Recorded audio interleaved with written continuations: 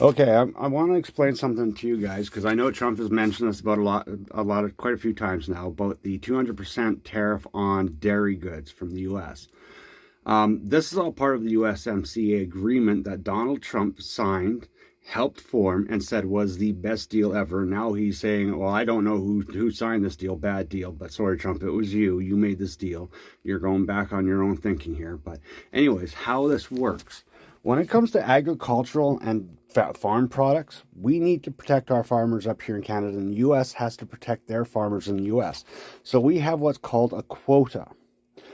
We allow Canadian grocery stores not to buy X amount of dairy, eggs, and poultry from the U.S. When that quota gets hit, we put a tariff on to ensure that our local farmers don't go out of business, and we kind of force our grocery stores to buy Canadian stuff.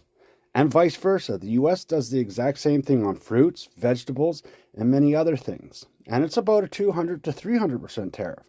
And they do it when their quota is met. They put the tariff on to deter American grocery stores from buying Canadian produce to support local farmers. It's about protecting our farmers on both sides of the border and making sure that trade is fair between both countries. One country's not taking advantage of the other. Now with the softwood lumber, okay, Canada puts a tariff on U.S. lumber coming into Canada when the quota gets hit to prevent our market from being flooded by, well, our lumber being sold back to us at exuberant rates. So when that quota meets, it forces lumber stores and that to buy from Canadian mills, which is a little bit more expensive to buy from a Canadian mill, a little bit right now, but we're working on fixing that. But that protects our lumber market, because we sell almost all of our lumber to you guys. You guys mill it and send it back to us, but we don't want that. We want to keep our small mills and independent mills going. We want to keep our companies going. So when that quota meets, we put a tariff on. But the lumber that we send to you guys, there's no tariff and there's no tax. You buy our lumber at pennies on the dollar compared to lumber in the US. Like literally, our lumber is the cheapest lumber in the world right now.